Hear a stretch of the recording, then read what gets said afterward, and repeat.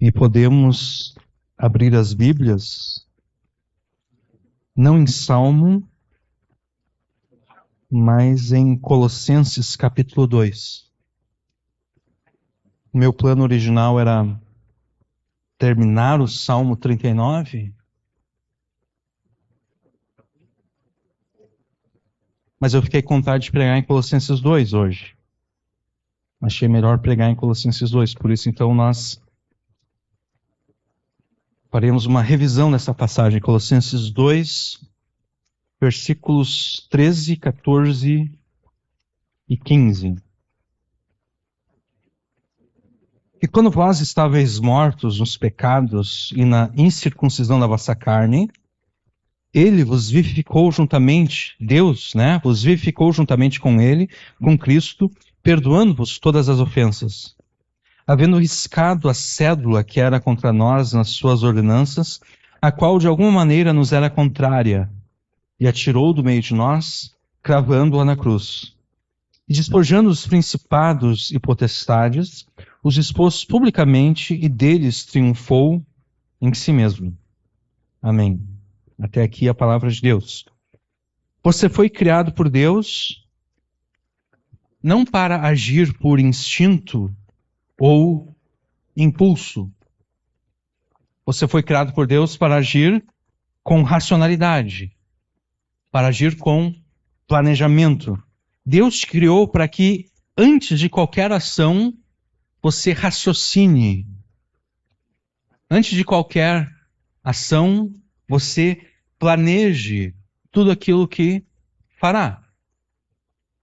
Quem age por instinto, por impulso, sem o devido raciocínio, sem o necessário planejamento, são os animais. Os animais agem por instinto e por impulso. Quem já teve ou tem algum animal de estimação, já percebeu que os animais eles têm um certo nível de inteligência. Mas, obviamente, a inteligência deles é muito limitada. Por quê? Porque eles não conseguem raciocinar. Eles até podem receber alguma informação nova, mas eles não têm o que fazer com aquela informação.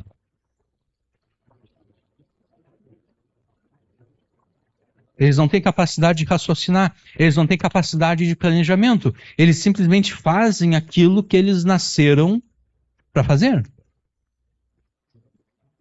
Então, por exemplo, um gato. Um gato tem um instinto de caçador. Ele vê qualquer coisinha se mexendo no chão, ele presta atenção. Ele fica olhando, ele se prepara para dar o bote. Por quê? Porque Deus criou ele para isso. Esse é o instinto dele. Para o gato não importa se aquilo que está se mexendo é um outro bicho ou se é simplesmente alguma coisa que eu peguei na mão e estou balançando na frente dele. Para ele não importa. Ele vai sempre agir por instinto, por impulso. Ele vê algo se mexendo, ele vai atacar.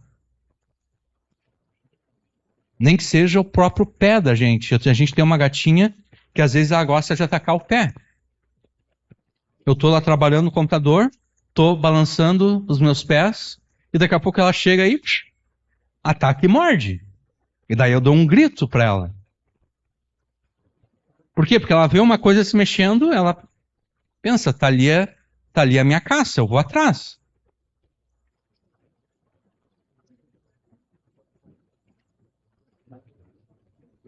Uma ressalva que eu quero fazer é a seguinte: os animais agem por instinto, eles agem por impulso, mas o instinto e o impulso dos animais não é irracional. Porque foi Deus que criou os animais. Foi Deus que deu esse instinto e esse impulso para os animais. Então, embora os animais não tenham em si mesmo a capacidade de raciocínio e planejamento, embora eles ajam por impulso e instinto, o instinto deles não é irracional, exatamente porque foi Deus que os criou. Deus demonstra racionalidade e planejamento em tudo o que ele faz, até mesmo no modo em que ele criou os animais. Por exemplo, essa semana agora, eu li uma notícia, acho que o nome do animal aquático, acho que é caravela portuguesa, alguma coisa assim, que está dando uma infestação no litoral brasileiro. E a razão é porque o predador natural nas caravelas portuguesas é uma espécie de tartaruga. E essa tartaruga está sumindo exatamente por causa da pesca predatória. Né? Os barcos vão lá, lançam aquelas redes e vai arrastando, né? As tartarugas ficam presas nas redes, acabam morrendo, a população de tartarugas está morrendo, e como consequência, as caravelas portuguesas estão se proliferando. Por quê? Porque o predador natural das caravelas portuguesas está sumindo. Então, há toda uma inteligência por trás da criação de Deus. Há toda uma racionalidade por trás da criação de Deus. Né? Então, os animais agem por instinto, agem por impulso, mas o impulso deles, o instinto deles não é irracional. Ocorre que você não é um animal. Nós aprendemos na escola que o ser humano é um animal racional, mas na verdade nós não somos animais. Nós somos uma espécie completamente diferente dos animais. Você não é um animal, o que significa que você não deve agir como um animal. Você não deve agir por impulso, você não pode agir por instinto. Deus te criou a sua própria imagem. Isso aparece lá em Gênesis, né? Deus criou Adão e Eva a sua própria imagem e semelhança. Isso significa que Deus criou o ser humano para refleti-lo. Deus criou o ser humano para representá-lo neste mundo. Isso significa que Deus quer que você haja conforme Ele mesmo age, raciocinando, planejando. Você já escutou aquela música Ousado Amor? Essa música fez um certo sucesso no meio evangélico, apesar de afirmar que Deus não passa de um animal. Essa música afirma que Deus não passa de um animal. É por isso que nós não cantamos ela. Porque eu pensei, não, chamar Deus de um animal certamente não é um elogio que Deus vai achar aceitável, né? Essa música afirma que Deus não passa de um animal exatamente porque Deus age sem raciocínio, Deus age sem racionalidade, sem planejamento. Na verdade, essa canção afirma que Deus é pior do que um animal. E talvez você esteja se perguntando em que ponto da letra o autor dessa canção faz tal blasfêmia. Bom, na versão em português, essa blasfêmia ela não é tão visível. Porque você deve saber que essa música originalmente ela foi escrita em inglês, né? A blasfêmia fica mais clara em inglês. O título final dessa canção em inglês é Reckless Love. Amor inconsequente. Uma tradução direta. Amor inconsequente. Quem fez a versão em português colocou como amor ousado ou ousado amor. Essa música fala acerca do amor de Deus pelo seu povo, na disposição de Jesus em morrer pelo seu povo para salvar o seu povo. E até esse ponto não há nada de blasfemo nessa canção. A blasfêmia ocorre exatamente na classificação deste amor como sendo um amor inconsequente.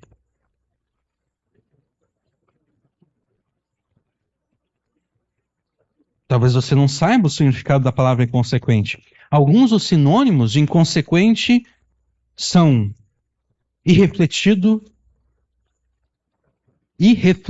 sem reflexão, irresponsável, sem responsabilidade, imprudente, impensado, insensato, estabanado, maluco, louco, doido. Agora, pense por um momento. Você acha que Deus se sente honrado e louvado quando dizemos que o amor dele por nós em Cristo é um amor inconsequente, irrefletido, irresponsável, imprudente, impensado, insensato, estabanado, maluco, louco e doido? Será que Deus se sente honrado? Ó Senhor, o teu amor é um amor impensado, irrefletido. É um amor próprio de uma pessoa insensata. Amor próprio de uma pessoa que não pesa as suas consequências, que não para raciocinar naquilo que vai fazer. Esse é o teu amor por nós. Certamente Deus não se sente honrado e louvado quando as pessoas cantam essa canção para Ele, é exatamente por isso que nós não a cantamos aqui. Louvar a Deus pelo seu amor inconsequente significa dizer que Deus é pior que um animal. Porque mesmo as ações de um animal demonstram a sabedoria de Deus. Mesmo o instinto de um animal pelo qual ele age, esse instinto demonstra a sabedoria de Deus. Adorar a Deus pelo seu amor inconsequente significa dizer que Deus é semelhante ao homem que bebeu todas as que podia e as que não podia, então pegou o seu carro e saiu dirigindo por aí como um louco, causou um acidente e matou um monte de pessoas no processo. Né? Porque essa pessoa é inconsequente, né? Ela bebeu e depois foi dirigir. Dirigir depois de beber é um ato inconsequente. A pessoa não está pensando nas consequências das suas ações.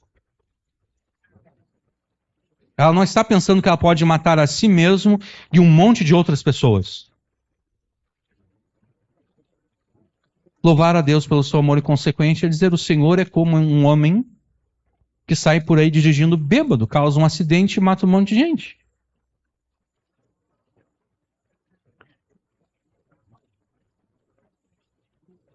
Quem canta essa música em português, sem conhecer a letra em inglês, provavelmente Deus não fica tão chateado com essas pessoas. Deus fica chateado, sim, com a pessoa que fez a versão em português. Porque Deus diz: tu sabe o que o cara em inglês estava dizendo acerca do meu amor? E tu quis maquiar. Tu não colocou inconsequente. Tu colocou ousado. E ainda assim, é uma afirmação errada. Porque o amor de Deus não é ousado. Ousadia é coragem. O que é coragem? Coragem é quando eu estou com medo de uma circunstância, eu não sei o que vai acontecer, mas mesmo assim eu enfrento a circunstância. Eu não sei o que vai acontecer. Pode ser que eu me dê bem, pode ser que eu me dê mal. Eu vou enfrentar essa circunstância. Isso é coragem, isso é ousadia. O amor de Deus não é ousado, porque Deus sabia exatamente o que iria acontecer, Jesus sabia exatamente o que ia acontecer. Deus não ousou ao enviar Jesus para morrer no nosso lugar. Jesus não ousou ao morrer no nosso lugar, porque ele sabia exatamente o objetivo, ele sabia exatamente o que iria acontecer. Então não houve ousadia da parte de Deus nesse sentido, e tampouco inconsequência. Então, a pessoa que sem conhecer o original inglês e canta essa música, provavelmente Deus não fica tão chateado com essa pessoa. Mas a pessoa que fez a versão em português, Deus está chateado com ela. E quem fez a versão em inglês, Deus está muito chateado com essa pessoa e com todas as demais que cantam essa música em inglês. Exatamente porque essas pessoas estão atribuindo o adjetivo inconsequente ao amor de Deus. E eu tenho uma tese do porquê muitos cristãos acham correto e louvável atribuir o adjetivo inconsequente ao amor de Deus. A tese é simples. Esses cristãos, eles não sabem qual é o objetivo de Deus no seu plano de salvação em Jesus. Eles afirmam serem salvos, mas eles não sabem a razão para a qual foram salvos. Eles não sabem o objetivo pelo qual Deus os salvou. Então, se eu fui salvo sem um objetivo claro, é correto afirmar que o amor de Deus é inconsequente. E daí, no final das contas, a blasfêmia passa a ser travestida de louvor a Deus. Mas o amor de Deus por nós, em Cristo, não é inconsequente. Porque Deus tem um objetivo muito claro ao salvar pecadores como você e eu. O objetivo é que Deus nos salvou para que obedeçamos a Ele. Nós precisávamos de salvação exatamente porque tínhamos desobedecido a Ele e continuávamos a desobedecer a Ele, e nós fomos salvos, então, para que o obedeçamos. Conforme aquilo que eu escrevi aqui, Deus te salvou para que você obedeça a sua lei. Colocando de uma forma mais completa, você foi liberto da maldição da lei de Deus, para que pela fé em Cristo, você seja abençoado pela obediência à lei de Deus.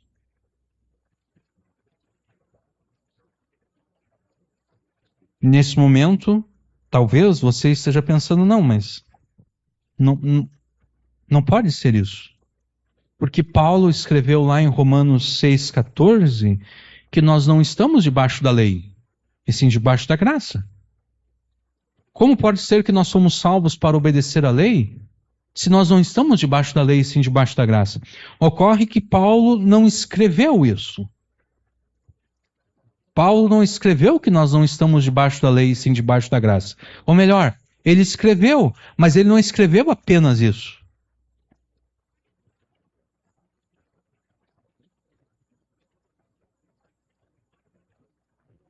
Quando nós fazemos uma citação parcial de um texto bíblico, o que é uma citação parcial? Em vez de citar tudo, eu seleciono apenas uma partezinha que eu quero ressaltar.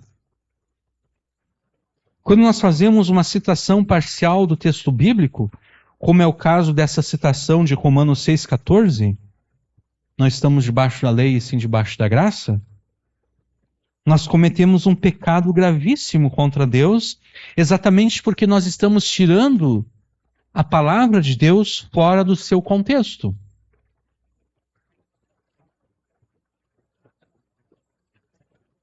Essa pregação aqui talvez vai durar 1h30.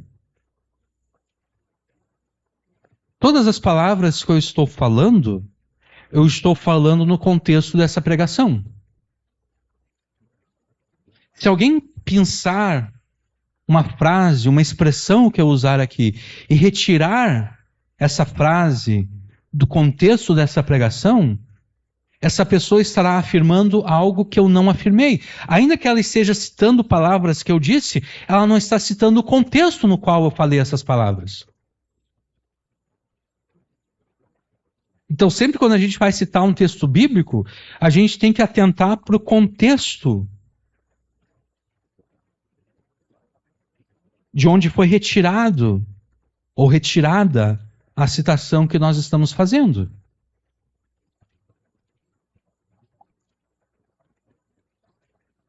Quem faz citações parciais que não consideram nem o contexto e nem a argumentação do autor bíblico, propositadamente torce a palavra de Deus.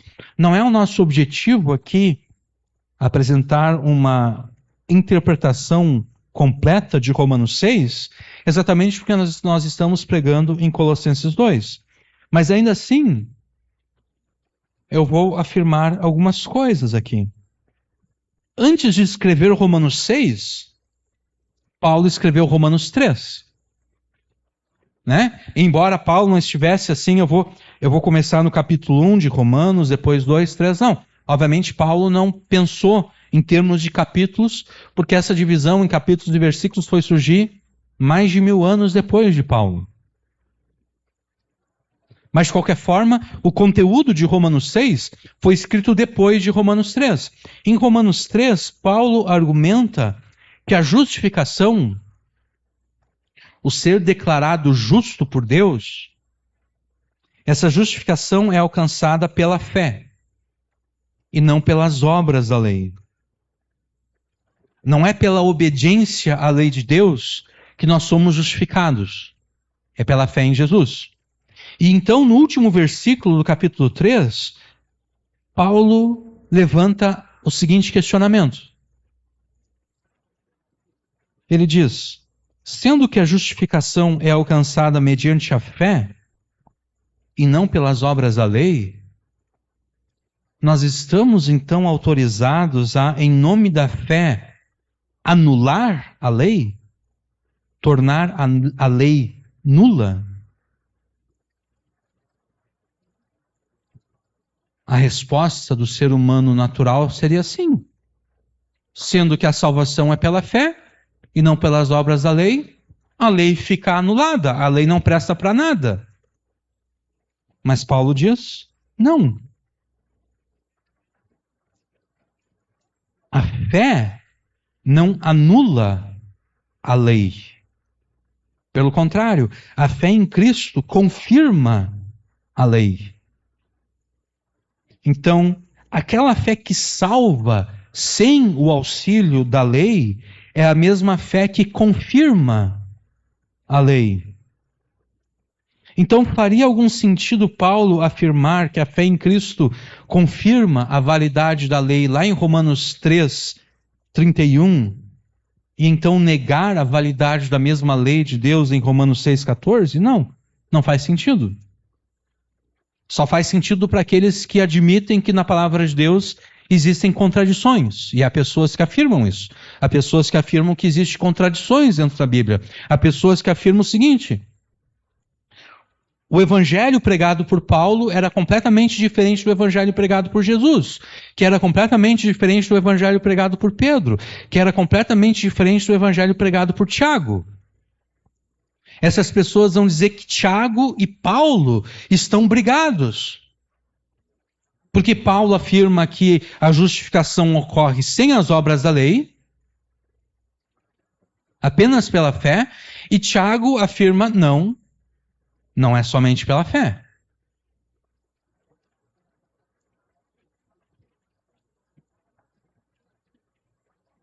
Paulo diz é só pela fé, e Tiago diz não, não é só pela fé. Essas pessoas dizem que Tiago e Paulo estão brigados. Eles não estão concordando com o outro. Ocorre que Paulo está falando acerca da justificação diante de Deus. Tiago está falando da justificação diante dos homens. Paulo não está escrevendo para os romanos dizendo, olha, o que demonstra a validade da fé de alguém é a sua obediência à lei de Deus. Não, Paulo está dizendo que a fé, e unicamente a fé, é que concede justificação e salvação diante de Deus. Tiago está dizendo o seguinte, tu disse que tu crê em Deus, correto? Correto, tá bom. Demonstra para mim a validade da tua fé. Já que tu disse que crê em Deus, porque até os demônios creem e tremem. Por que a tua fé em Deus é melhor do que a fé dos demônios? Me demonstra que a tua fé é melhor do que a fé dos demônios. É disso que Tiago está tratando.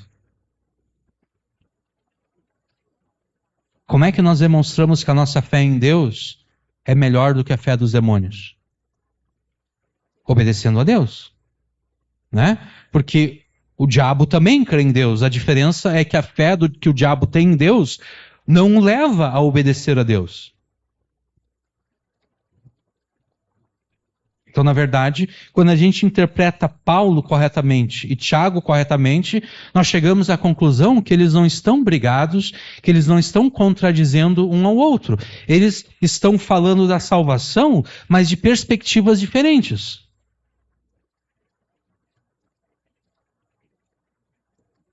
Então, apenas que nós, se nós assumirmos que existe contradição dentro da Escritura, então a gente pode afirmar sim. Em Romanos 3, Paulo está dizendo que a fé valida a lei, que a fé estabelece a lei, e em Romanos 6,14 ele está dizendo que a lei não tem nada a ver com o cristão.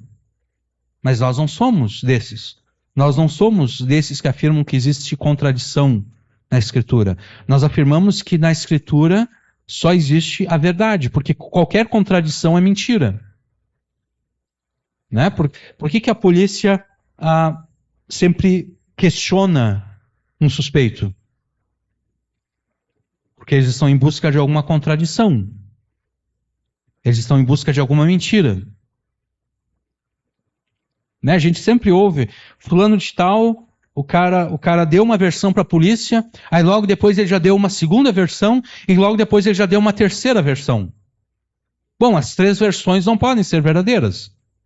Né? Só existe uma versão verdadeira. As outras versões contraditórias, obviamente, são mentiras. Nós não cremos que a palavra de Deus contém mentiras. Ou seja, nós não cremos que existem contradições na palavra de Deus. Então, não faz sentido Paulo afirmar que a fé em Cristo confirma a validade da lei em Romanos 3,31 e logo depois ele negar essa mesma validade em Romanos 6,14. Então, quando em Romanos 6,14 Paulo afirma que nós não estamos debaixo da lei e sim debaixo da graça, ele jamais poderia com isso dizer que a lei não tem autoridade sobre nós. Ele jamais poderia estar dizendo isso, porque já em Romanos 3,31, ele disse que a lei confirma a lei estabelece, a fé confirma a fé estabelece a lei. O que Paulo quer dizer, então, que nós não estamos debaixo da lei? Dentre outras coisas, Paulo está dizendo que a graça nos livrou da maldição da lei. A maldição da lei era a seguinte: todo aquele que não cumprir perfeitamente todas as coisas que estão escritas neste livro, essa pessoa é maldita.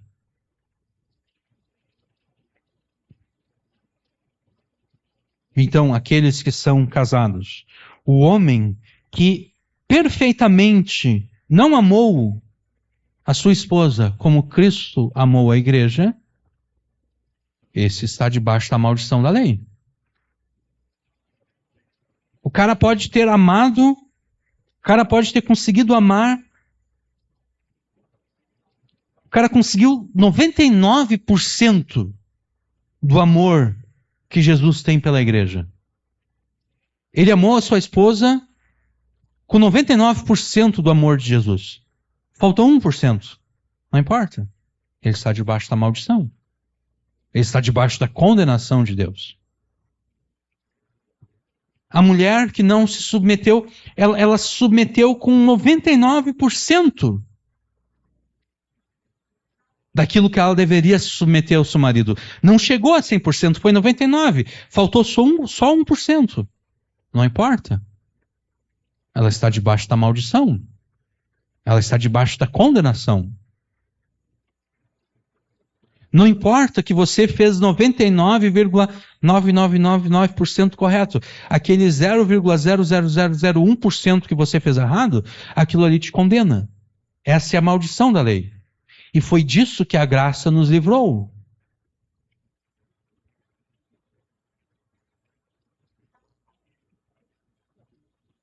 Nós estamos livres agora para obedecer a Deus, ainda que de forma imperfeita, sem que a maldição dele recaia sobre nós. E quando eu falo de forma imperfeita, não quer dizer dando desculpas, não quer dizer desobedecer de forma proposital, não. A pessoa está se esforçando para obedecer,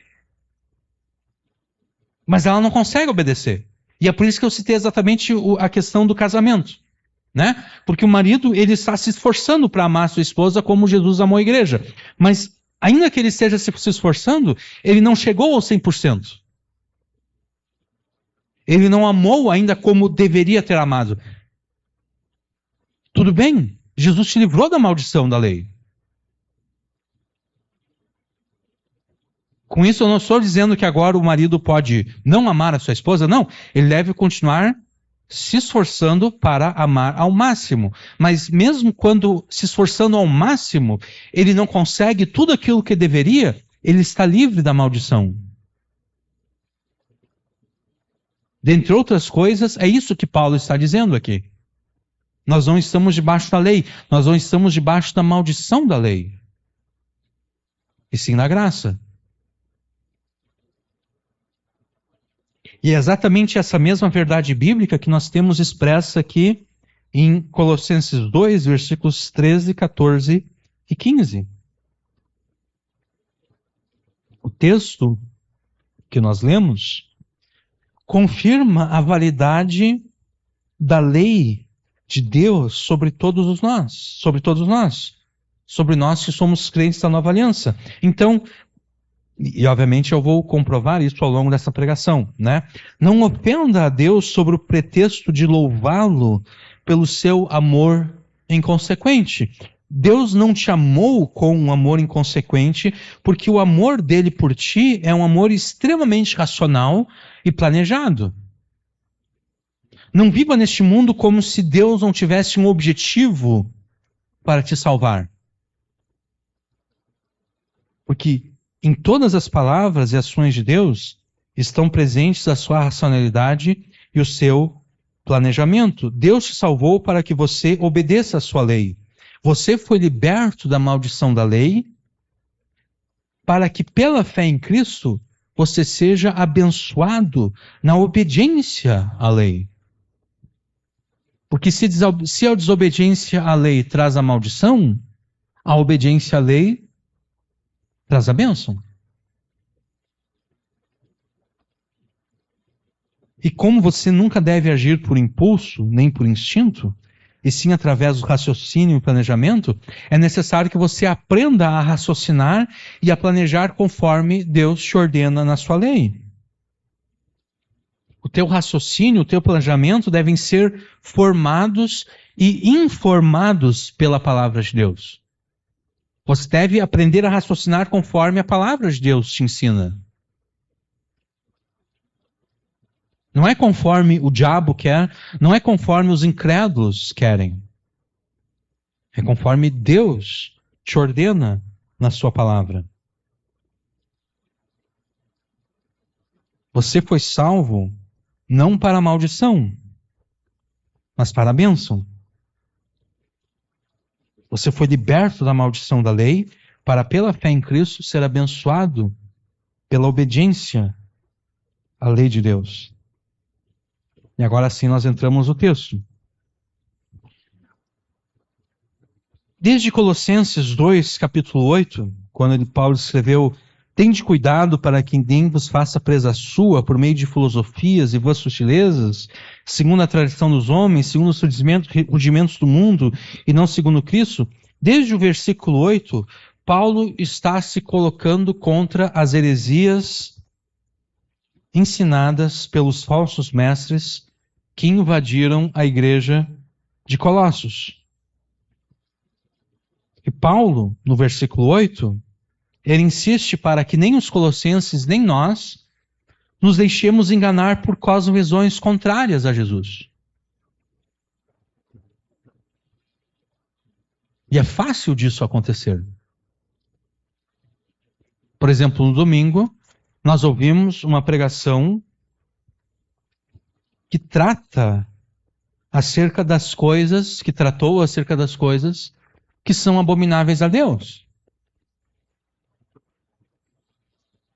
E nós vimos então, por exemplo, acerca do homossexualismo. E como crentes, mesmo pessoas que se dizem convertidas, que se dizem discípulos de Jesus, não veem nenhum problema no homossexualismo. Essa pessoa não está seguindo a cosmovisão de Jesus. Ela está se deixando enganar por cosmovisões contrárias a Jesus. E quando a pregação terminou falando acerca do casamento misto, né, casamento de crente com um incrédulo, ali também ficou claro como facilmente pessoas que se dizem crentes podem ser levados, podem ser enganados por causa de visões contrárias a Jesus. A cosmovisão nada mais é do que a lei de Deus, a palavra de Deus, aplicada às situações da vida. É a interpretação que a palavra de Deus dá à realidade ao nosso redor. Isso é a cosmovisão bíblica. E quando Paulo diz, o versículo 8, que nós não devemos permitir que ninguém nos faça presa sua por meio de filosofias aqui têm o sentido exatamente de cosmovisão. Nós não podemos permitir que ninguém nos escravize a uma cosmovisão que seja contrária a Jesus. A única cosmovisão pela qual nós devemos viver neste mundo é aquela cosmovisão que é segundo Jesus. A única interpretação que nós devemos ter deste mundo é a interpretação que Jesus dá a este mundo. E Jesus é o único autorizado a interpretar este mundo, porque olha o que Paulo afirma acerca de Jesus. Colossenses 1, versículo 15. O qual se refere a Jesus, tá? O qual é a imagem do Deus invisível, o primogênito de toda a criação, porque nele foram criadas todas as coisas que há nos céus, na terra, visíveis e invisíveis, sejam tronos, sejam dominações, sejam principados, sejam potestades, tudo foi criado por ele e para ele, e ele é antes de todas as coisas, e todas as coisas subsistem por ele. Ele é a cabeça do corpo da igreja, é o princípio primogênito de todos os mortos, para que em tudo tenha preeminência, porque foi do agrado do Pai que toda a plenitude nele habitasse, e que havendo por ele feito a paz pelo sangue da sua cruz, por meio dele reconciliasse consigo mesmo todas as coisas, tanto as que estão na terra como as que estão nos céus. Jesus é o único que pode interpretar a realidade, Jesus é o único que pode interpretar este mundo, porque ele é tanto o agente da criação de Deus, ele foi aquele por quem Deus criou todas as coisas. De fato, em Jesus, todas as coisas foram criadas em Jesus, por Jesus e para Jesus. E ele também é um agente da recriação. Ele é aquele que reconcilia com Deus todas as coisas que ele mesmo criou. Então, ele é o único que pode interpretar a realidade. Ele é o único que pode dizer isso aqui está correto, aquilo lá está errado. Só ele pode fazer isso. Ninguém mais.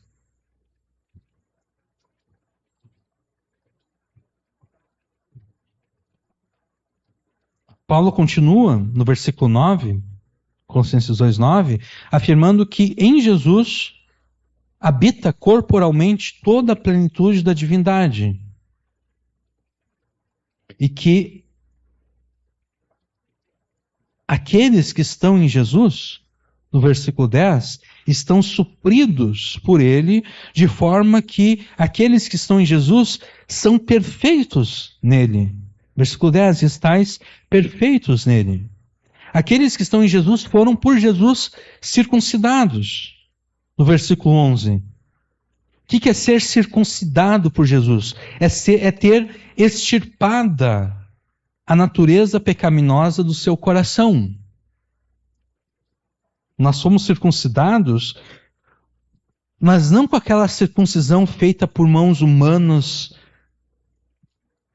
que toca apenas o corpo físico. Não, nós somos circuncidados por Jesus. Jesus extirpou dos nossos corações a natureza pecaminosa. No versículo 12, nós somos sepultados com Jesus no que diz respeito aos pecados, e nós estamos com Ele vivos na sua ressurreição, para que pelo poder de Deus que o ressuscitou, nós vivamos em obediência a Ele. E então no versículo 13 nós chegamos, o versículo 13 retoma a ideia do versículo 12. Versículo 13 diz: e quando vós estáveis mortos nos pecados. Aqui o versículo 13, ele volta, né? Porque no versículo 12 ele afirma que nós somos sepultados com Jesus e também ressuscitados pela fé no poder de Deus. E agora no versículo 13 ele volta um pouquinho, ele diz: quando vós estáveis mortos nos pecados e na incircuncisão da vossa carne, foi aí que ele vos vivificou juntamente com ele, perdoando-vos todas as ofensas.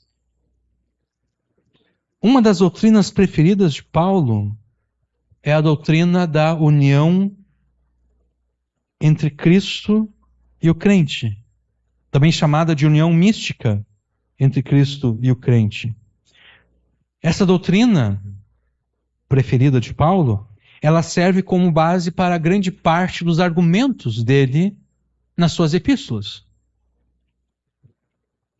Essa doutrina, ela pode ser percebida pela forma como Paulo usa expressões como em Cristo, nele, com ele. Se você já leu algumas vezes as epístolas de Paulo, você percebe que ele gosta de usar essas expressões em Cristo, nele, com ele, em Jesus. Quando Paulo fala acerca do casamento, em 1 Coríntios 7, ele fala que o crente pode casar contanto que seja no Senhor. Ou seja, o crente que está unido a Jesus só pode se casar com outra pessoa que também está no Senhor, que também está em Jesus, que também está unida a Jesus. Então, essa doutrina da união mística do crente com Jesus, ela está presente em grande parte da argumentação de Paulo nas suas epístolas. Todo aquele que crê em Jesus está inseparavelmente unido a Jesus, de modo que todas as experiências de Jesus no seu ministério de redenção são também experimentados pelo crente. Esse é o sentido dessa doutrina.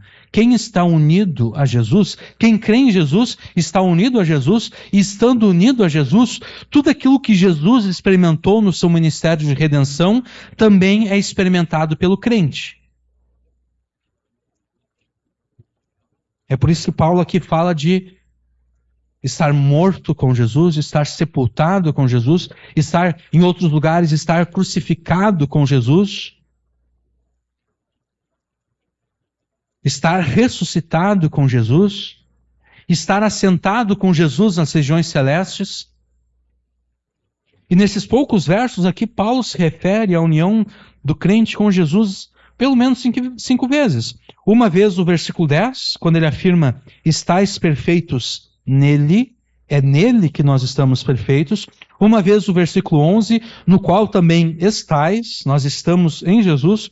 2 vezes no versículo 12, sepultados também com ele, e nele também ressuscitastes. E uma vez no versículo 13, vos vivificou juntamente com ele. Esse é um ensino da Escritura. Que o crente está unido a Jesus. E na verdade só existem 2 possibilidades. Ou nós estamos unidos a Jesus, ou então nós estamos unidos a quem? A quem vocês acham? Ou a Jesus, ou ao diabo? Contra as nossas melhores intuições e expectativas, não é o diabo. Ou nós estamos unidos a Jesus, ou nós estamos unidos a Adão. Ou nós estamos em Jesus, ou nós estamos em Adão. Adão e Jesus são os dois cabeças federais da humanidade. E nesse ponto você deve estar se perguntando, o que é um cabeça federal? Bom, a palavra federal, ela é derivada do adjetivo latino foederale. Tá? Eu falei aqui com um sotaque quase italiano, né? É derivado do adjetivo latino foederale, que é derivado do substantivo também latino foedus. E o substantivo foedus significa pacto, aliança, federação. Tanto o latim foederale quanto o português federal são adjetivos que dizem respeito, então, a pactos, a alianças. O que é a Federação do Brasil? Diz respeito ao pacto, diz respeito à aliança que existe entre todos os estados brasileiros para formarem uma nação. Existe um pacto, existe essa expressão no meio político e também no meio jurídico, o pacto federativo que formou a nação brasileira. Um pacto formado entre todos os estados para formar a nação. Isso é mais claro quando a gente pensa nos Estados Unidos, né? Porque é Estados Unidos. Os estados se uniram para formar uma nação.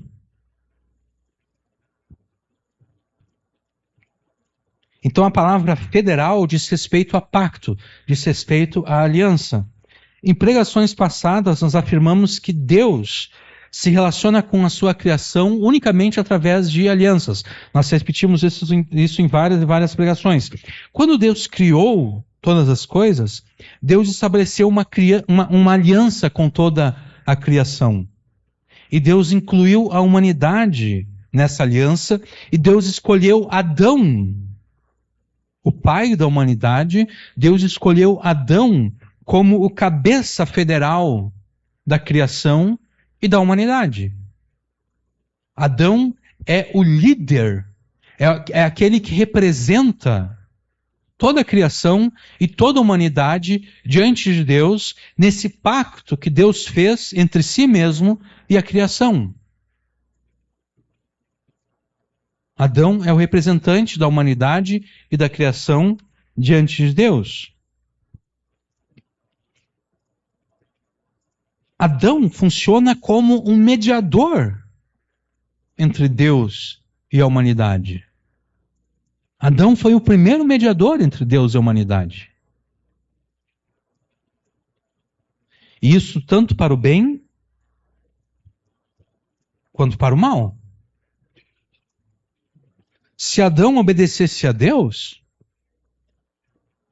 essa obediência não seria apenas de Adão. Essa obediência pertenceria a toda a humanidade. E como consequência, toda a criação e a própria humanidade seria abençoada pela obediência de Adão a Deus. Se Adão desobedecesse a Deus, o mesmo. Essa desobediência pertenceria a todas as pessoas. E a criação seria amaldiçoada como consequência da desobediência de Adão. E como todos nós sabemos, Adão desobedeceu a Deus. A desobediência de Adão pertence a todos nós. Ah, mas eu não tenho culpa, eu não estava lá no Jardim do Éden. Tu estavas lá no Jardim do Éden, essa é a questão.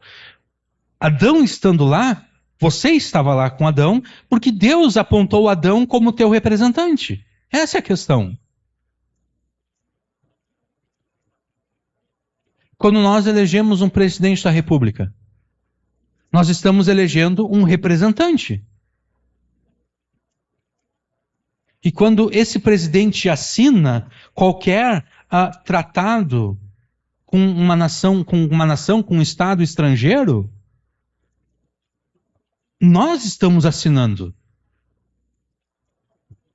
esse tratado? Porque ele é o representante federal de todos os brasileiros. Ah, mas eu não votei nele. Não importa que tu não votou nele.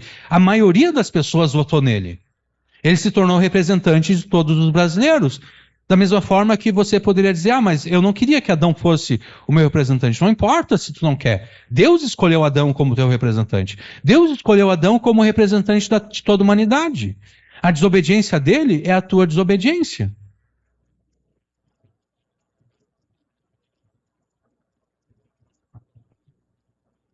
Adão desobedeceu a Deus, e ao desobedecer a Deus, Adão tornou-se um aliado da serpente satânica. De modo que a morte e o pecado passaram a todos. E toda a criação foi colocada debaixo da maldição de Deus. É por isso que quando Paulo escreve lá em 1 Coríntios 15, ele afirma que em Adão todos morrem. Todos estão mortos em Adão. Todos aqueles que estão ligados a Adão estão mortos. Ele escreveu lá o seguinte: na verdade, Cristo ressuscitou dentre os mortos, sendo ele o primeiro entre os que dormem. Porque assim como a morte veio por um homem, Adão, também por um homem, Jesus, veio a ressurreição dos mortos. Pois assim como em Adão todos morrem, do mesmo modo em Cristo todos serão vivificados. Aqui novamente a doutrina da união, né? Estando unidos em Adão, todos estão mortos. Estando unidos em Jesus, todos estão vivos. Todos aqueles que estão unidos em Jesus estão vivos, foram vivificados. Adão é o cabeça federal da humanidade morta nos seus delitos e pecados, e Jesus é o cabeça federal da humanidade redimida e vivificada por ele. Então, da mesma forma que todos os que estão em Adão estão mortos, todos os que estão em Jesus estão vivificados. É exatamente disso que Paulo trata lá em Romanos 5, a partir do versículo 12 até o final do capítulo. Nós não vamos ler aqui por causa do tempo. Tanto em 1 Coríntios 15 quanto em Romanos 5, o contraste que Paulo faz é entre Jesus e Adão. Nunca entre Jesus e o diabo. É Jesus e Adão. Ou você está em Jesus, ou você está em Adão. Mas qual é a significância, qual é a importância disso? Bom, Adão foi criado por Deus como o representante federal de toda a humanidade diante de Deus, de modo que as ações de Adão, boas ou más, são as ações de toda a humanidade. Adão tendo pecado, todos pecaram. Toda a humanidade pecou em Adão. Toda a humanidade se rebelou contra Deus em Adão. A justa retribuição divina contra o pecado é a morte. Por isso que tanto em Romanos 5 como em 1 Coríntios 15, Paulo afirma que aqueles que estão em Adão estão mortos. Jesus é o segundo Adão, o segundo cabeça da humanidade, o segundo representante federal da humanidade diante de Deus. Assim como a desobediência de Adão pertence à humanidade caída e rebelde, assim também a obediência de Jesus pertence à humanidade redimida. Porque diferente de Adão, Jesus não pecou. Adão, no jardim, pecou contra Deus. Jesus, no jardim do Getsemane, não pecou contra Deus.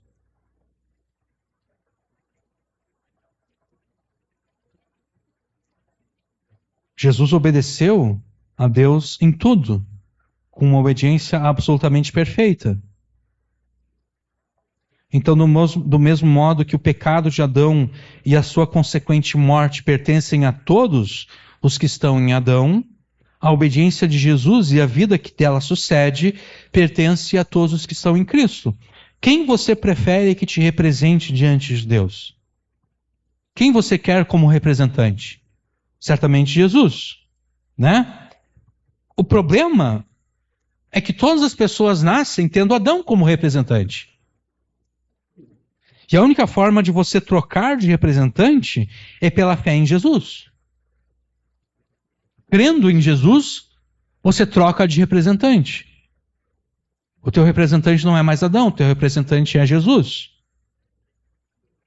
Basta que você creia em Jesus, mas não é qualquer tipo de fé, como nós veremos mais adiante. É um tipo muito específico de fé. É aquela fé que se mostra no arrependimento genuíno dos pecados e na obediência à lei de Deus.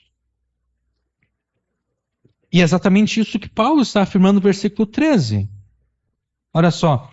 Quando vós estáveis mortos nos pecados, na incircuncisão da vossa carne, foi ali então que ele vos ficou juntamente com ele, perdoando-vos todas as ofensas. Os colossenses e todos nós estávamos mortos nos pecados exatamente por estarmos em Adão. Pecados aqui no plural se refere tanto ao pecado original de Adão, quanto aos nossos próprios pecados pessoais. E por que nós pecamos? Nós pecamos porque herdamos de Adão a natureza pecaminosa. Herdamos de Adão não apenas a culpa do pecado, mas também a natureza pecaminosa que deseja o pecado. E essa natureza pecaminosa está apegada ao coração das pessoas. O coração, como vocês devem saber, se refere a tudo aquilo que existe no interior das pessoas. Toda a vida interior das pessoas recebe na Escritura o nome de coração. Então, quando Jesus afirma que é do coração que procedem os pecados, os maus pensamentos, homicídios, adultérios e assim por diante, Jesus está dizendo que os pecados procedem de toda a vida interior que existe nas pessoas.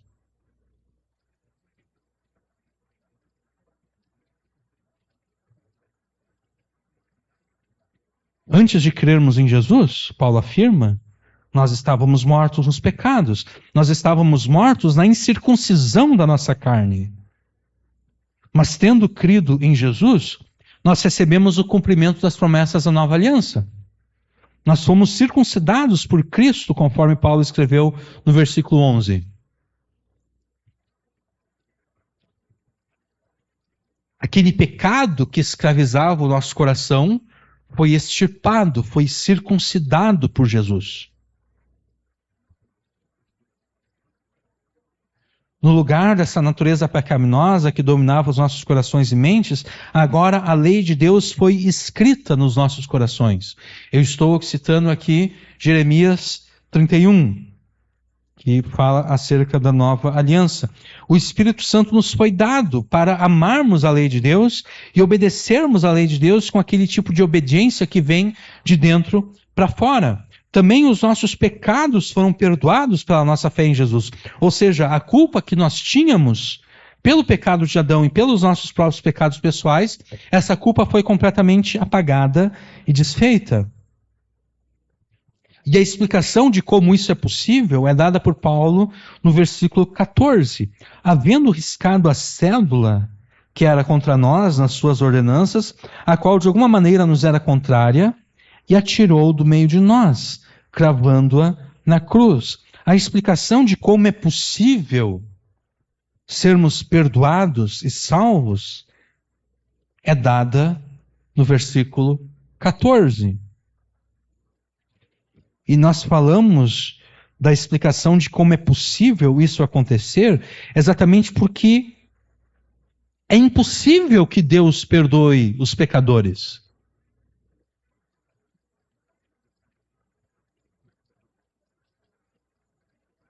Não deveria ser possível Deus perdoar os pecadores.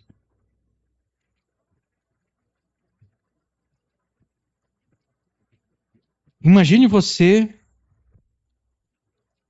que a pessoa que você mais ama neste mundo foi assassinada.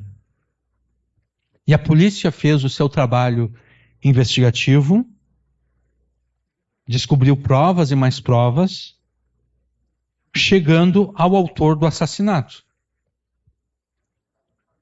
A polícia entregou essas provas ao Ministério Público, o Ministério Público ofereceu denúncia ao juiz, o juiz recebeu a denúncia, a pessoa investigada tornou-se ré, no processo, e agora chegou o dia do julgamento. Você, como parte interessada nesse julgamento, está lá presente no tribunal, e o Ministério Público apresenta as provas descobertas pela polícia, demonstrando que o réu é, de fato, o autor do assassinato. Mas o juiz, ele resolve ignorar todas as provas. Ele observa as provas, ele diz, quer saber, eu vou anular todas essas provas aqui. Eu não quero saber de nenhuma prova. Eu vou inocentar o réu.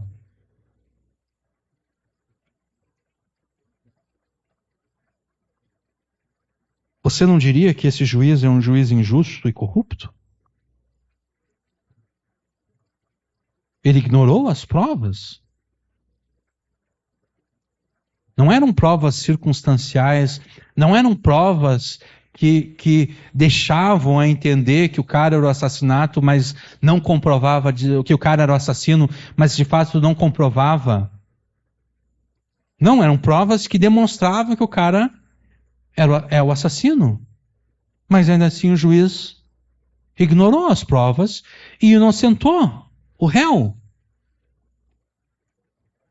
Você diria que esse juiz é injusto, que esse juiz é um juiz corrupto. Ele está corrompendo a justiça. É por isso que é impossível, deveria ser impossível Deus perdoar pecadores. Porque Deus não é um juiz injusto. E Deus não precisa da polícia para fazer um trabalho investigativo, Deus não precisa do Ministério Público para oferecer denúncia, não. Deus, Ele mesmo tem acesso a todas as provas, exatamente porque Ele é onisciente e onipresente. Ele estava presente em todos os lugares em que você pecou. Ele te viu cometendo todos os pecados que você cometeu. E mesmo aqueles pecados que você não externalizou, Deus viu o teu coração, Deus viu os teus pensamentos. E mesmo quando você fez alguma coisa supostamente boa, Deus viu que aquilo que você fez de bom, na verdade, tinha uma intenção ruim. Deus viu os teus pensamentos maus, Deus viu as suas intenções corrompidas, Deus presenciou todos os teus pecados, e Deus é um juiz justo. Ele não pode ignorar todas essas coisas. Então deveria ser impossível ele perdoar pecadores. Porque ele não é injusto.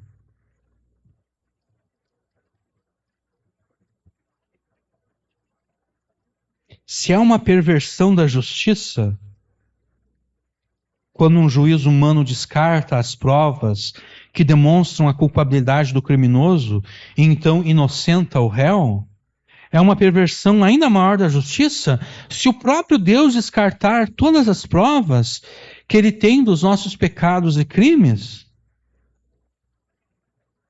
para nos declarar justos e inocentes. É uma perversão ainda maior.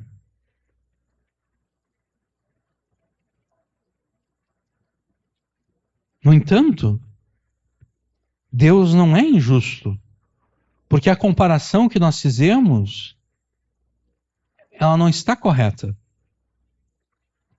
Deus não simplesmente descartou as provas que Ele tinha contra nós. Ele não esqueceu os pecados que nós cometemos contra Ele. O que ocorre é que Deus lançou tanto a culpa dos nossos pecados, como também a justa punição que era nossa, Ele lançou sobre uma outra pessoa. Ele lançou sobre alguém inocente. Então Deus não simplesmente esqueceu,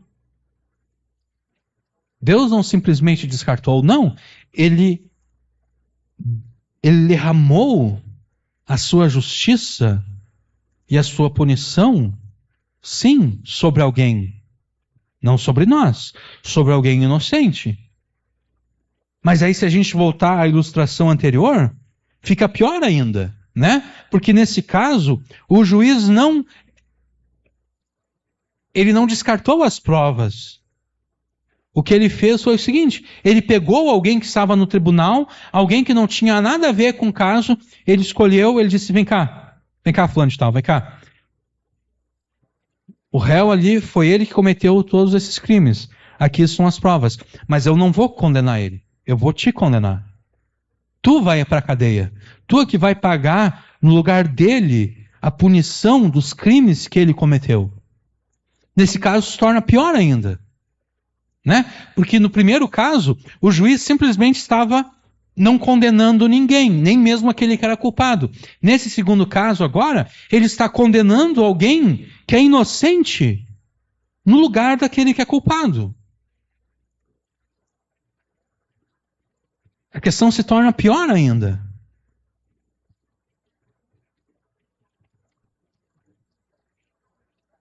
É por isso que a gente sempre tem que tomar cuidado com ilustrações, com analogias. Porque sempre quando a gente vai fazer alguma ilustração acerca de Deus e acerca das realidades celestiais, sempre quando a gente vai fazer uma analogia acerca de Deus e das realidades sociais, essa ilustração, essa analogia, em algum momento ela quebra, em algum momento ela para de funcionar, exatamente porque aquilo que é propriamente humano jamais pode expressar as realidades divinas e celestiais. É por isso que é errado, por exemplo, quando alguém vai tentar explicar a doutrina da Trindade, ela apresenta a seguinte ilustração: olha, Deus é um e três, da mesma forma que o vapor, a água líquida e o gelo são três formas físicas da mesma água. Está errada essa ilustração. Ou então, Deus é três e um, da mesma forma que eu sou filho com relação aos meus pais, eu sou um marido com relação à minha mulher, e eu sou um pai com relação aos meus filhos. Essa ilustração também está errada. Não existe nada na natureza que possa representar a Deus com exatidão. Então, essa ilustração do tribunal, essa analogia, ela quebra. Ela funciona até certo ponto, mas chega no momento crítico que ela para de funcionar. Seria sim uma perversão inimaginável da justiça se um juiz conscientemente condenasse o inocente e inocentasse o culpado. Se isso ocorresse num tribunal humano, Deus chamaria isso de injustiça. E Deus chama isso de injustiça. Mas quando isso ocorre no seu próprio tribunal, Deus chama de graça. Deus não chama de injustiça. Deus chama de graça. Se isso ocorrer num tribunal humano, Deus diz, ocorreu injustiça. Mas quando isso ocorre no tribunal dele mesmo, de Deus, Deus diz, isso é graça. Isso não é injustiça. Ou você recebe de Deus a graça, ou você recebe de Deus a justiça.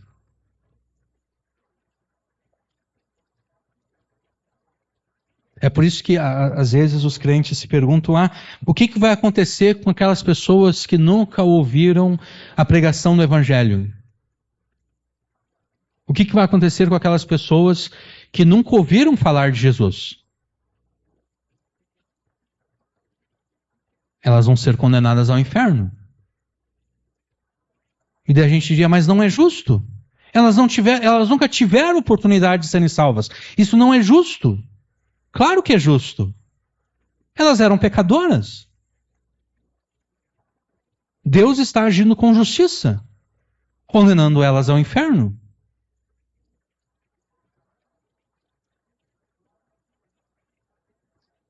Ou a pessoa recebe justiça, ou a pessoa recebe graça. A graça só vem através de Jesus.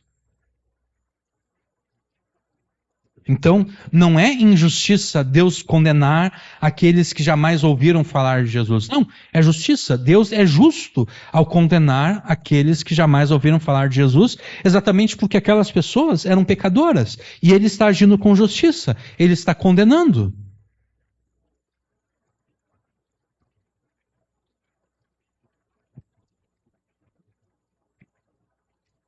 Se você receber de Deus a justiça, você será condenado ao inferno. Se você receber a graça, você receberá a vida e a salvação eternas. Como, no entanto, Deus, pela graça, concede o perdão dos pecados e a justificação aos pecadores? Bom, antes nós aprendemos como Deus, ao se relacionar com a humanidade, trabalha com a representação federal. Adão e Jesus são os dois representantes da humanidade diante de Deus. O pecado de Adão e a consequente morte pertence como herança maldita a todos aqueles que, pela sua incredulidade, permanecem ligados a Adão e separados de Jesus. Já a obediência de Cristo e a vida que dela decorre pertencem a todos aqueles que, pela fé, foram separados de Adão e unidos a Jesus.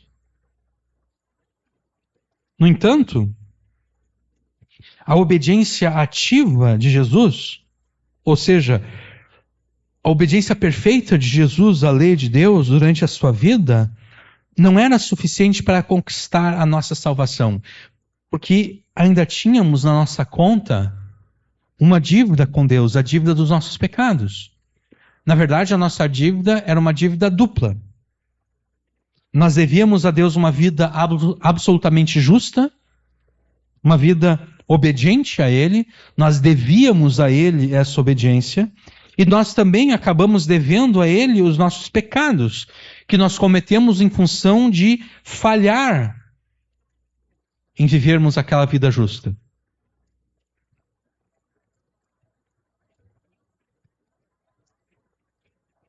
Se a gente transformar isso aqui em termos monetários, é como se eu tivesse uma dívida de R$1 milhão.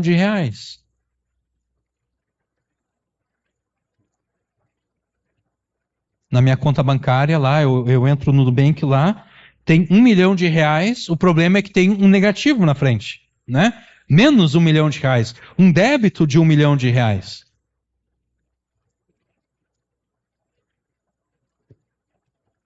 Alguém pode ser bondoso e me dar R$1 milhão e eu consigo quitar a dívida.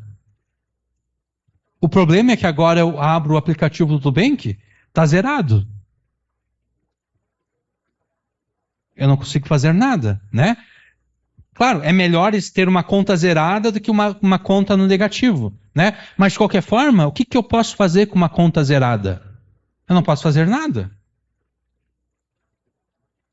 Eu preciso comprar alguma coisa, eu não posso, porque eu não tenho dinheiro. Eu preciso que, além do valor daquilo que eu devo, me dê um valor a mais, para que eu possa trabalhar. É mais ou menos isso.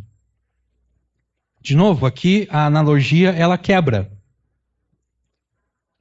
Né? Ela não consegue ilustrar de forma perfeita a realidade. Nós devíamos a Deus uma vida absolutamente justa e também devíamos os pecados que nós cometemos contra Ele em função da nossa falha em viver uma vida absolutamente justa. A obediência ativa de Jesus, que ocorreu durante toda a vida terrena de Jesus, desde o momento em que Jesus nasceu neste mundo, até o momento em que ele morreu na cruz, é ali que está ocorrendo, na verdade, desde o momento que Jesus nasceu até o momento da morte de Jesus, é a obediência ativa de Jesus. É Jesus ativamente obedecendo os mandamentos de Deus. Quando, por exemplo, Lucas afirma que Jesus, aos 12 anos de idade, era completamente sujeito aos seus pais, Lucas está dizendo que Jesus, como criança de 12 anos, estava obedecendo perfeitamente a Deus na sua obediência perfeita aos seus pais. A obediência ativa de Jesus vai desde o seu nascimento até a sua morte. Jesus ativamente obedecendo a lei de Deus. Jesus ativamente rejeitando a tentação do diabo, o convite do diabo para desobedecer a Deus e obedecendo a Deus, obedecendo aquilo que Deus ordena. Essa é a obediência ativa de Jesus. A obediência ativa de Jesus, durante a sua vida, pagou a primeira dívida que nós tínhamos para com Deus. A dívida dessa vida perfeita. Porque a obediência, da mesma forma que a desobediência de Adão é a desobediência de todas as pessoas que estão em Adão, a obediência de Jesus é a obediência de todas as pessoas que estão em Jesus.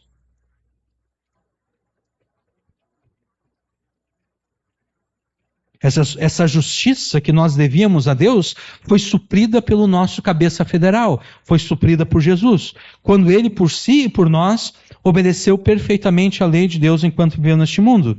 Mas ainda assim nós devíamos a Deus todos os pecados que nós cometemos contra ele. E é aqui que entra a obediência passiva de Jesus.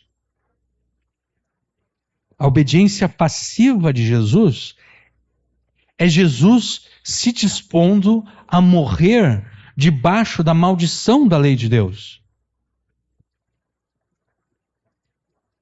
Porque a maldição da lei de Deus deveria de vir sobre nós. Porque fomos nós que desobedecemos a lei de Deus. Fomos nós que não permanecemos em todas as coisas escritas no livro da lei e por isso nos tornamos malditos. Por isso nos tornamos merecedores da ira de Deus. A obediência passiva de Jesus é Jesus se dispondo a oferecer a sua própria vida como sacrifício a Deus, para que na cruz Deus derramasse toda a sua ira, toda a sua maldição sobre Jesus, para que nós fôssemos libertos dessa maldição, para que nós fôssemos resgatados dessa maldição.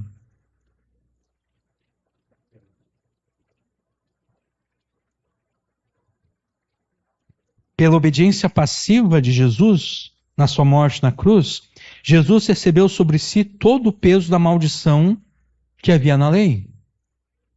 A maldição da aliança. A mesma maldição que deveria recair sobre nós. Em Coríntios, Paulo afirma que aquele que não conheceu o pecado, aquele que não cometeu nenhum pecado, Deus o fez pecado a nosso favor. Em Gálatas, Paulo afirma que Jesus foi feito maldição. A maldição recaiu sobre Jesus para que nós fôssemos abençoados.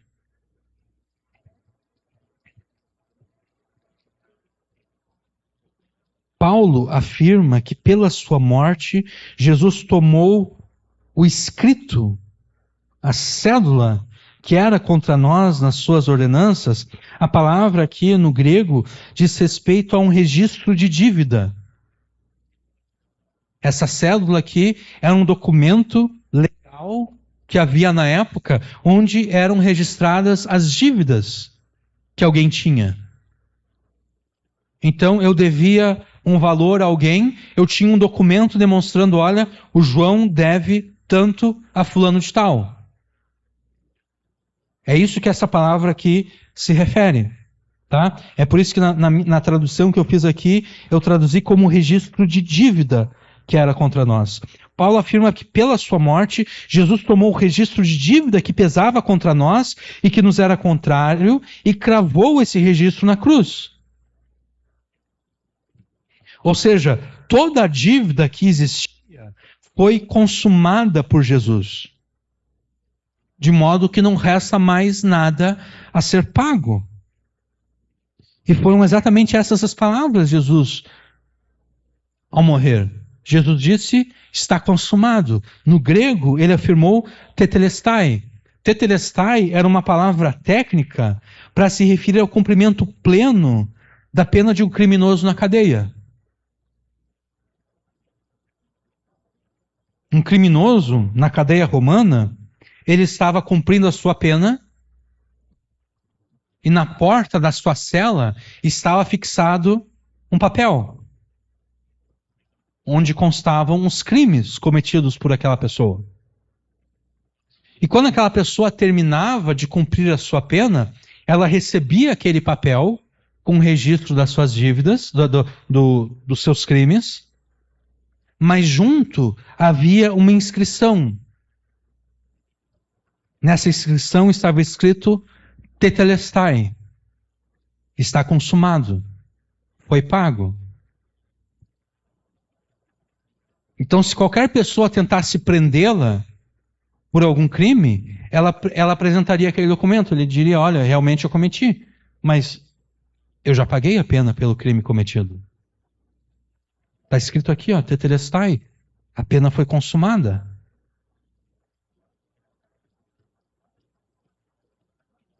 Nós nem mesmo precisamos carregar conosco a lista dos nossos pecados.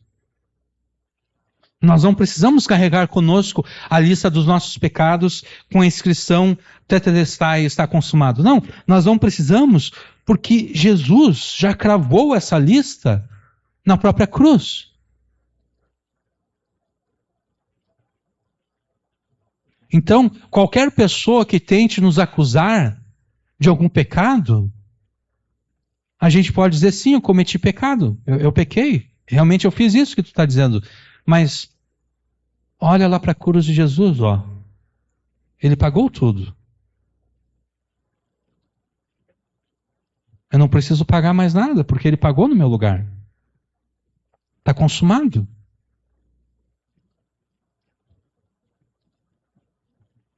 O registro de dívida está cravado na cruz para que todos vejam que não resta mais nada a ser pago. E não resta mais nada a ser pago porque Jesus recebeu no nosso lugar a maldição que era nossa, para que por ele nós fôssemos abençoados. A lei de Deus, nas suas ordenanças, ela nos era contrária. Né? Quando Paulo afirma que a cédula que era contra nós nas suas ordenanças, Paulo está fazendo aqui referência à lei de Deus.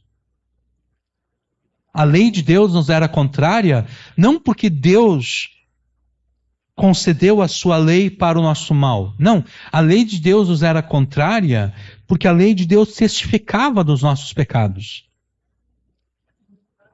Mostrava aquilo que nós cometemos de errado. Né? Na simbologia dos sacrifícios e cerimônias da antiga aliança, na aliança do Sinai, era proeminente a imagem do sangue que cobre os pecados. Por exemplo, no dia da expiação, o sumo sacerdote entrava no Santo dos Santos, e o que ele fazia quando ele entrava no Santo dos Santos? Ele derramava o sangue do sacrifício sobre o propiciatório. O que era o propiciatório? O propiciatório era a tampa da Arca da Aliança. Dentro da Arca da Aliança havia as duas tábuas da lei. E como vocês sabem, nas duas tábuas da lei estavam escritas a lei de Deus. A lei de Deus estava na presença de Deus que se manifestava no Santo dos Santos, testificando contra o povo, mostrando a Deus todos os pecados que o povo havia cometido.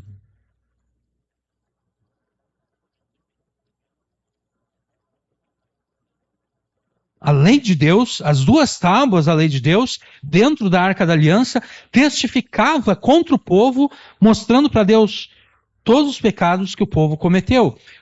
O sumo sacerdote entrava com o sangue do sacrifício e ele derramava aquele sangue em cima do propiciatório, em cima da tampa da Arca da Aliança, simbolicamente cobrindo os pecados do povo, cobrindo com o sangue as tábuas da aliança, cobrindo com o sangue aquilo que testificava acerca dos pecados do povo.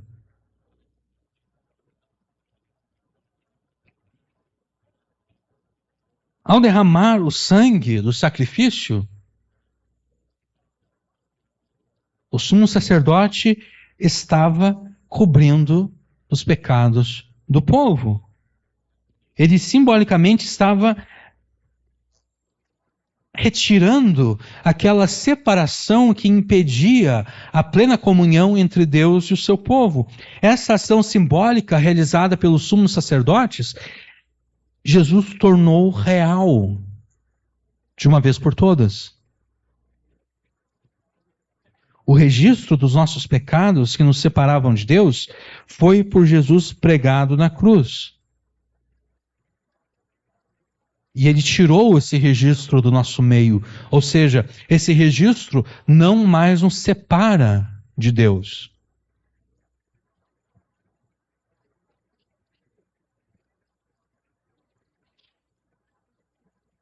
Versículo 15. E despojando os principados e potestades, os expôs publicamente e deles triunfou em si mesmo. Pela sua morte, Jesus não apenas cancelou e removeu completamente os nossos pecados, como também destruiu ao diabo e aos seus demônios. Jesus destruiu o diabo e os demônios. Despojar no grego aqui significa tirar a armadura, tirar as armas. Jesus despiu a Satanás e aos demônios da sua armadura e das suas armas. Pela sua morte na cruz, Jesus tirou as armaduras e desarmou por completo a todos os demônios, desde Satanás até o demônio mais michuruca que existe por aí. Além disso, pela sua morte e consequente ressurreição, Jesus expôs o diabo e os seus demônios à desgraça pública. Esse é o sentido de os expôs publicamente. O sentido é os expôs à desgraça pública. E o texto continua dizendo que Jesus triunfou sobre eles em si mesmo. A ideia por trás desse triunfo aqui nos remete à imagem dos soldados romanos voltando a Roma, vitoriosos da batalha, trazendo atrás de si os soldados inimigos derrotados. E na época não existe aquilo que hoje nós chamamos de crime de guerra. Hoje tem atitudes que nós achamos errados na guerra. Né? Por exemplo, se um soldado se rende, ele não pode ser morto. Ele se rendeu. Enquanto ele não se rendeu e eu estou aqui atirando nele, se eu o matar, eu não cometi crime nenhum. Mas se ele se rendeu e daí eu o mato, eu estou cometendo um crime de guerra, de acordo com as nossas convenções. Mas naquela época não havia algo como crime de guerra. Então o que acontecia era o seguinte: os soldados romanos, eles vinham vitoriosos das batalhas e eles iam trazendo atrás de si os soldados derrotados. E você pode imaginar o estado em que esses soldados derrotados vinham. Com feridas abertas, braços quebrados, pernas quebradas, ossos expostos. Eles iam acorrentados, sendo arrastados. Imagina um cara com a perna quebrada. O cara não tem firmeza para caminhar. Ele estava vindo arrastado, de arrasto.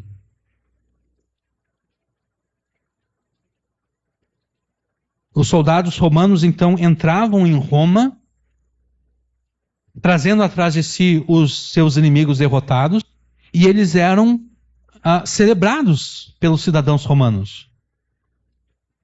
E, ao mesmo tempo, os soldados derrotados atrás eram desprezados, eram execrados. As pessoas jogavam neles fezes, comida podre, animais mortos, como forma de humilhação. É isso que Jesus fez com os demônios aqui. Essa é a imagem que Paulo usa. Né? Jesus triunfou deles em si mesmo. Jesus fez com o diabo, seus demônios, o mesmo que os soldados romanos faziam com os seus inimigos.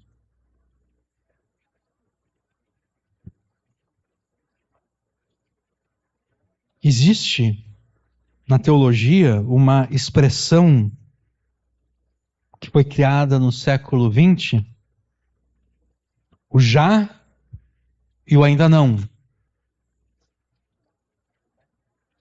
Existe na Escritura a tensão, né? Não a atenção. Existe uma tensão entre o já e o ainda não. Essa tensão ela pode ser descrita também como a escatologia realizada e a escatologia futura. A escatologia realizada se refere aos aspectos que são próprios do estado eterno, dos novos céus e da nova terra, mas que agora já se manifestam. Então, por exemplo, a vida eterna. A vida eterna não é própria do estado em que nós estamos agora. A vida eterna é própria apenas do estado eterno. A vida eterna só existe no estado eterno, nos novos céus e na nova terra. Mas Jesus diz que aquele que nele crê, já agora, quando Jesus diz já agora tem a vida eterna, Jesus está dizendo, olha, essa vida eterna é futura, mas aquele que crê em mim, já agora tem a vida eterna. Ou seja, esse aspecto da escatologia já está realizado. Já é presente. Obviamente, nós não experimentamos toda a realização futura da vida eterna, porque parte da realização futura da vida eterna é a impossibilidade de pecar. Né? Vida eterna, quem tem a vida eterna, é impossível que a pessoa que tem vida eterna peque, porque é impossível que alguém que tenha entrado nos novos céus e na nova terra, onde habita a justiça, é impossível que um habitante dos novos céus e da nova terra peque contra Deus. Então, uma das características da vida eterna é a impossibilidade do pecado. Nós já temos agora a vida eterna, mas não temos a vida eterna em toda a sua extensão, porque nós ainda estamos sujeitos à tentação, né? Nós ainda pecamos. Então, por isso a tensão entre o já e o ainda não. Nós já temos a vida eterna, mas nós ainda não temos a vida eterna em toda a sua extensão. Do mesmo modo, Jesus já derrotou o diabo por completo.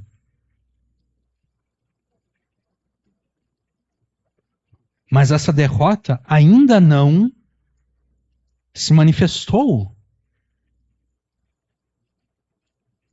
Jesus já derrotou o diabo por completo, mas essa derrota ainda não se manifestou à nossa vista. Quando nós enxergamos o mundo, não nos parece que o diabo foi derrotado por Jesus. Né? Não parece. Na verdade, parece que cada vez o diabo tem mais poder e mais influência no mundo.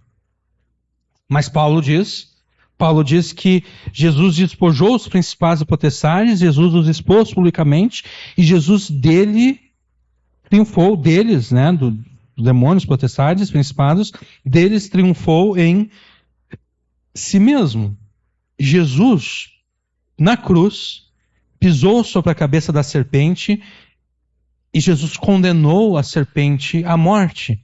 E o que agora nós observamos é apenas a serpente estribuchando o seu corpo agonizante. É isso que nós vemos.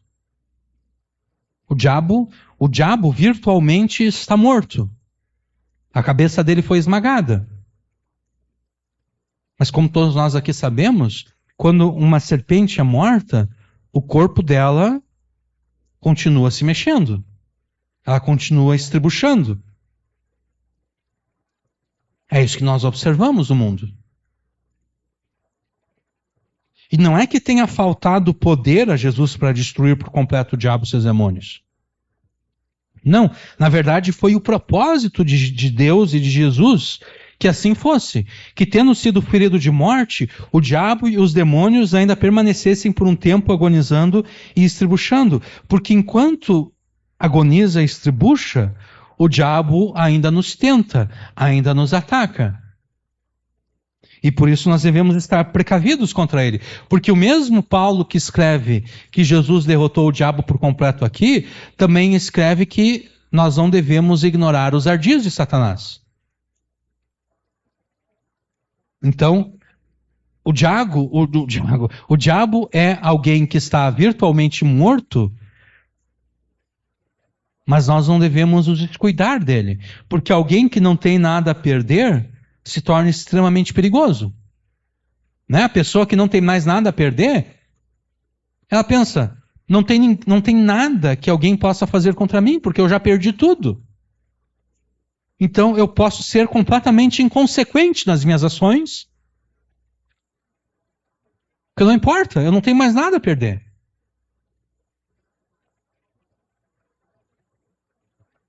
Por isso nós devemos então estar precavidos contra o diabo. Mas nós não precisamos e nem devemos temer o diabo. Porque o diabo que nos tenta é um diabo que está virtualmente morto. O diabo que nos ataca é um diabo que está virtualmente morto.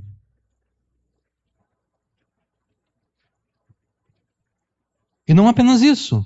Enquanto o diabo nos ataca com a intenção de nos destruir, Jesus usa as intenções diabólicas do diabo para nos treinar e fortalecer. Da mesma forma que Deus usou a maldade dos irmãos de José para o bem, Deus usa a maldade do diabo para o nosso bem. E Jesus consegue fazer isso exatamente porque Ele é o Criador, é o sustentador e soberano sobre todas as coisas, até mesmo sobre Satanás e seus demônios. Porque até mesmo o diabo e os demônios foram criados em Jesus, por Jesus e para Jesus. Além disso, como nós acabamos de ver, em si mesmo, por meio da sua morte na cruz, Jesus despojou Satanás e os seus demônios de toda a armadura e arma que eles possuíam. Jesus triunfou sobre eles e os expôs à vergonha pública. Convinha que Jesus, sendo essa figura adâmica escatológica, esse Adão escatológico, convinha que Jesus desfizesse a aliança que o primeiro Adão estabeleceu entre a humanidade e Satanás. E foi exatamente isso que Jesus fez. Jesus fez o que o primeiro Adão não quis fazer. O primeiro Adão deveria ter, quando ele viu a serpente conversando com a sua esposa, Adão deveria ter pego a serpente, lançado fora do jardim e pisado sobre a cabeça da serpente. Primeiro Adão não quis fazer isso. Jesus fez exatamente isso.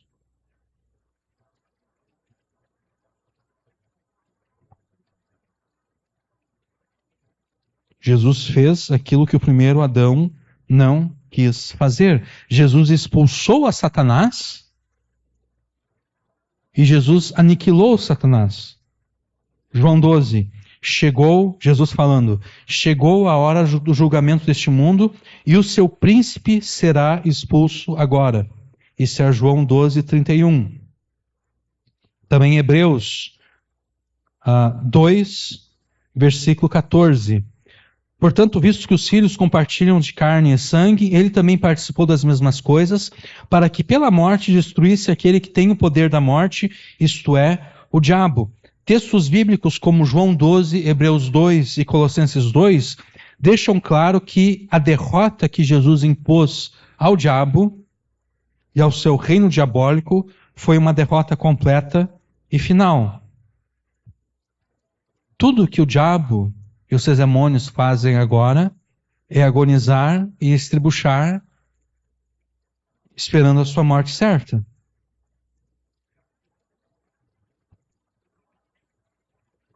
E como nós dissemos antes, enquanto agoniza e estribucha, ele nos tenta e nos ataca. Mas estando nós firmes em Jesus, O diabo não pode nada contra nós. Ele não pode nada contra nós no sentido de que ele não pode nos derrotar. E se nós nos permitirmos sermos derrotados pelo diabo, nós estamos sendo trouxas, porque nós estamos nos permitindo ser derrotados por alguém que já foi derrotado.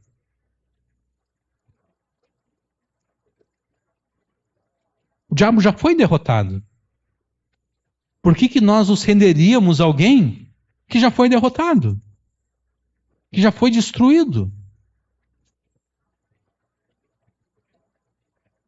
Como ele não pode nada contra nós, no sentido de que ele não pode nos derrotar, mesmo as suas tentações e ataques contribuem para o nosso bem, para que por meio deles nós sejamos treinados a obedecer mais perfeitamente a Deus, de modo que nós somos fortalecidos. Então, você não tem nenhuma desculpa mais para o pecado e para a tua fraqueza espiritual.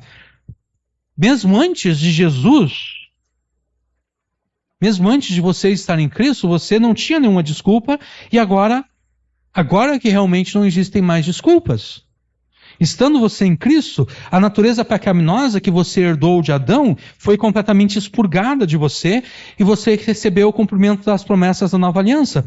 Você foi completamente perdoado e renovado por Jesus e até mesmo Satanás e os demônios foram plenamente derrotados. A maldição que pesava sobre você recaiu sobre Jesus e você foi livre dela. Você foi liberto da maldição, mas não para que continue na prática do pecado. Você foi liberto da maldição, não para que continue desobedecendo a lei de Deus, porque a desobediência à lei de Deus traz maldição. Você foi liberto da maldição, por que você buscaria mais maldição desobedecendo a lei de Deus? Não faz sentido. Você foi liberto da maldição para que em Jesus você seja abençoado. E a bênção se encontra exatamente na obediência a Deus. Então você foi liberto da maldição para obedecer à lei de Deus. Porque foi para isso mesmo que Jesus te circuncidou. Jesus circuncidou o teu coração, extirpando de você a natureza pecaminosa. O objetivo da nova aliança é fazer com que o povo de Deus seja fiel na sua obediência à lei de Deus. É isso que nós encontramos lá em Jeremias, é isso que nós encontramos lá em Ezequiel, quando os dois profetas falam acerca da nova aliança.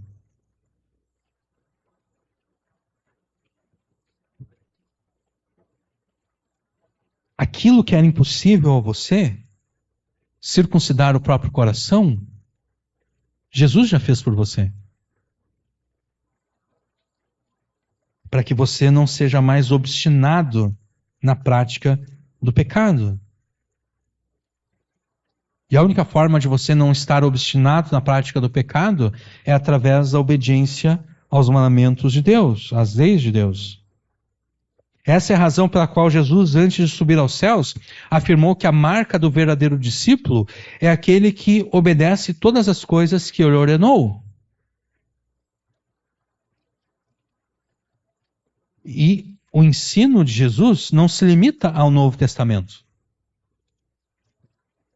O ensino de Jesus se estende a toda a Escritura. Em Mateus 5, por exemplo, em Mateus 5, Jesus fala que ele não veio abolir a lei. Ele não veio anular a lei. Ele veio cumprir a lei e ele veio garantir que aqueles que nele creem também cumpram a lei. Porque ele diz, se a justiça de vocês não exceder a justiça dos escribas e fariseus, vocês não vão entrar no reino de Deus. Qual era a justiça dos escribas e fariseus? Era uma justiça hipócrita. Era uma justiça que substituía a lei de Deus pela tradição humana. E então, no restante de Mateus 5, Jesus expurga a lei de Deus de toda a tradição humana. Quando Jesus diz, ouvistes o que foi dito aos antigos, Jesus está libertando a lei de Deus das tradições humanas impostas pelos fariseus. Então, os mandamentos de Jesus se estendem a toda a Escritura. Toda a Escritura deve ser obedecida por aqueles que estão em Jesus. Se eu rejeito obedecer uma parte da Escritura, conscientemente, se eu digo, não, eu não gosto dessa parte aqui, eu não gosto, eu estou afirmando que eu não pertenço a Jesus. Porque Jesus é aquele que obedeceu todas as coisas. Como eu posso estar em Jesus e não agir como Jesus agiu?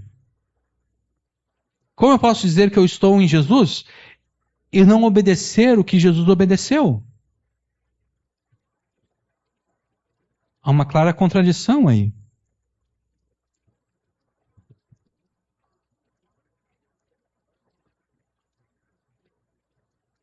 É necessário que Jesus, sendo o nosso Senhor e Salvador, seja agora também o nosso exemplo. Acho que foi ontem que eu vi um vídeo do Jim Carrey, aquele comediante, aquele ator comediante. Quem fez o vídeo mostrou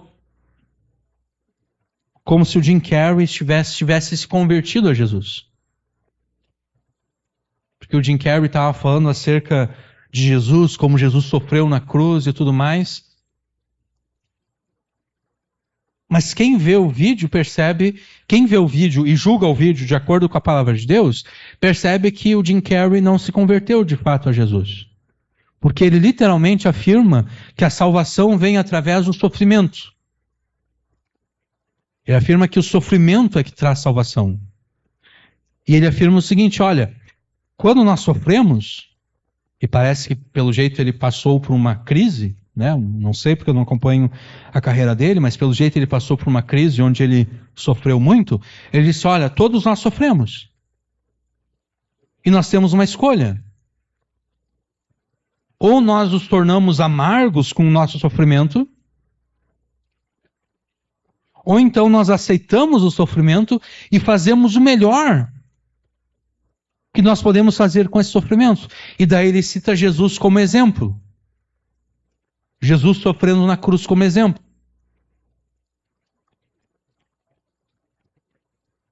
Jesus é sim exemplo. Mas Jesus só pode ser um exemplo para aqueles a quem Jesus primeiro foi Salvador. Eu não sou salvo por imitar a Jesus. Eu sou salvo por Jesus, e então, tendo sido salvo por Jesus, eu imito o exemplo de Jesus.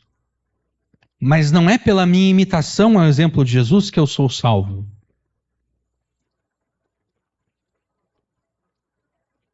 Vocês estão entendendo? Primeiro Jesus é o meu Salvador. Então, tendo recebido a salvação de Jesus, eu sigo a Jesus como meu exemplo de vida. Não foi isso que Jim Carrey falou. Ele só apresentou Jesus como exemplo a ser seguido. Ele não apresentou Jesus como aquele que traz a salvação. Por isso mesmo ele disse, a salvação vem pelo sofrimento. Que é completamente antibíblico. A salvação vem através de Jesus. Então, você deve ter Jesus como exemplo, mas não da mesma forma que Jim Carrey tem Jesus como exemplo. Que Jim Carrey quer imitar Jesus sem se arrepender dos seus pecados. Jim Carrey quer imitar Jesus sem reconhecer que Jesus é o segundo Adão que obedeceu perfeitamente a Deus e que na sua morte recebeu uma maldição que deveria de vir sobre ele, sobre Jim Carrey, por causa dos seus pecados. Jim Carrey quer imitar Jesus sem ter, em primeiro lugar, Jesus como seu Salvador. Você deve ter Jesus como exemplo, mas antes de ter Jesus como exemplo, Jesus deve ser o teu Salvador. deve ser o teu Senhor. E então sim, você imita a Jesus. Então sim, você tem Jesus como exemplo. E essa é a fé em Jesus, né? Porque a fé que crê eficazmente nas promessas do Evangelho, ela também tem que crer no restante da Escritura.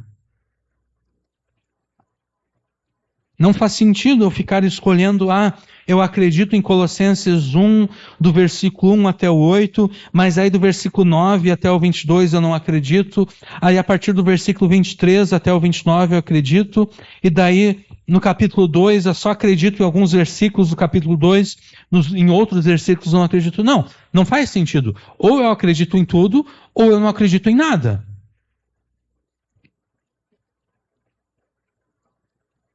Que nem hoje a minha mãe estava ouvindo um vídeo acerca de alguém que se diz crente, mas obviamente não é crente, porque vive uma vida de completo... o cara é o quê? Gay? Transsexual? O que o cara é? Transsexual? Transgênero? Sei lá como é que se chama. O cara se diz crente, ele diz que acredita na Bíblia. A questão é que ele não acredita, ele mesmo afirma isso. Ele não acredita em todas as partes da Bíblia. Ele acredita apenas em algumas partes, apenas as partes que não condenam o pecado dele, que é o pecado de transexualismo. Ele acredita apenas aquelas partes que não condenam. As partes que o condenam, ele diz, não, isso aqui eu não acredito. Se eu creio em Jesus, se eu creio nas promessas do Evangelho que me prometem salvação, eu tenho que crer em toda a Escritura. E se eu não creio em toda a Escritura e obedeço toda a Escritura, isso quer dizer que a fé que eu digo ter no Evangelho é uma fé falsa. Você foi liberto da maldição da lei para, pela fé em Cristo, ser abençoado na obediência à lei de Deus. Então, não viva neste mundo como se o amor de Deus fosse inconsequente. Porque não é inconsequente. Não é um amor irrefletido. Não é algo que não foi planejado por Deus. Não. Deus planejou e Deus tem um objetivo claro. Você era rebelde e Deus enviou Jesus para te salvar dessa rebeldia, para que você não mais continuasse sendo rebelde, para que agora você obedecesse. Essa obediência não é a causa da tua salvação, mas é consequência dela. E aqui a gente volta a Tiago. Você disse que crê em Deus, né? Você disse que crê em Jesus. Tiago diria, muito bom. O problema é que o diabo também crê em Jesus. Tiago diria para você, me mostra como a fé que você tem em Jesus é melhor que a fé que o diabo tem em Jesus. Como é que você vai mostrar isso? Obedecendo. Você foi liberto da maldição da lei para que, pela fé em Cristo, você seja abençoado na obediência à lei de Deus. Amém.